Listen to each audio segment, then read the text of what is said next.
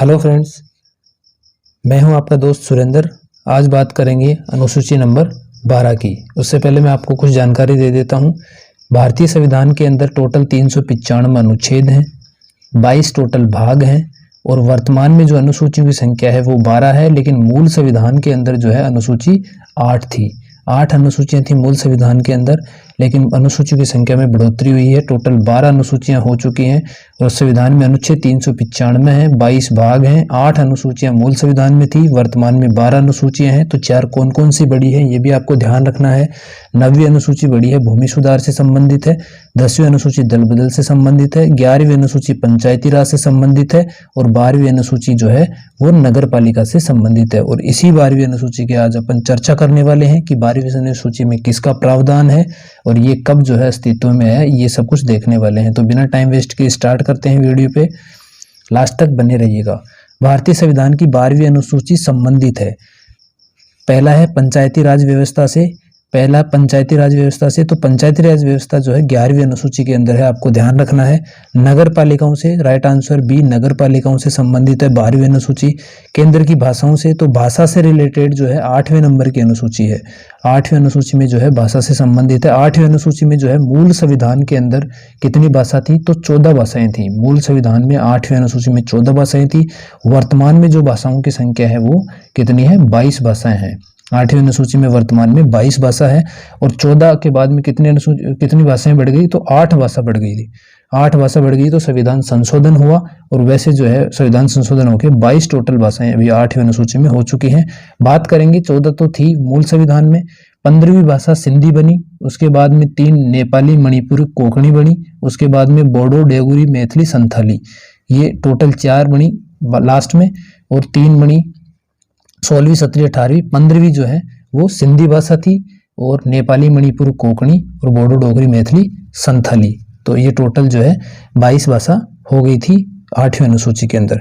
केंद्र राज्य संबंधों की बात करें तो केंद्र राज्य संबंध के बारे में अगर बात करें तो 7वीं अनुसूची के अंदर जो है इनका उल्लेख है, केंद्र राज्य के बारे में संबंध है। सूचियों का बंटवारा है 7वीं अनुसूची में। क्या है, केंद्र राज्य के बीच में समवर्ती सूची, संघ सूची, ठीक है, और राज्य सूची के बारे में प्रावधान किए गए हैं। आगे चलते हैं। 74वां संविधान संशोधन नगर पालिकाओं से संबंधित जो है वो 74वां संविधान संशोधन है, जो कि 1992 के अंदर हुआ था। 74वां संविधान संशोधन 1992 में 12वीं अनुसूची से रिलेटेड है 74वां संविधान संशोधन। लेकिन प्रभावी ये कब हुआ था, 1 जून 1993 से ये प्रभावी हुआ था। भाग कौन सा है, पंचायती राज जो है भाग 9 में था और ये भाग 9 के अंदर है। कौन से भाग में है, भाग 9 क में है या 9 ए में है। अनुसूची 12वीं जोड़ी गई थी, पता होना चाहिए आपको। अनुच्छेद 243 पी से पंचायती राज वाले जो अनुच्छेद थे वो 243 ए से 243 ओ तक हो चुके थे। ठीक है, मैंने क्या बताया अभी आपको कि जो 73वां संविधान संशोधन था 1992 में जो हुआ था, उसमें जो अनुच्छेद थे पंचायती राज से संबंधित था, 11वीं अनुसूची थी। ये जो थे 243 ए से और 243 ओ तक हो चुके थे।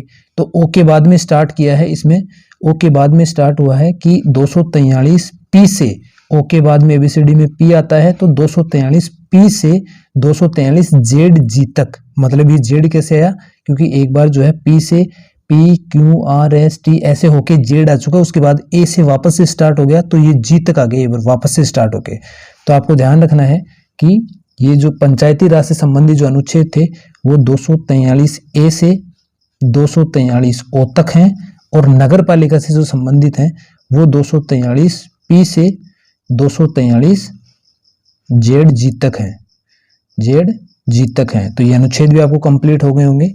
उसके बाद में अगर बात करें तो 74वां संविधान संशोधन है।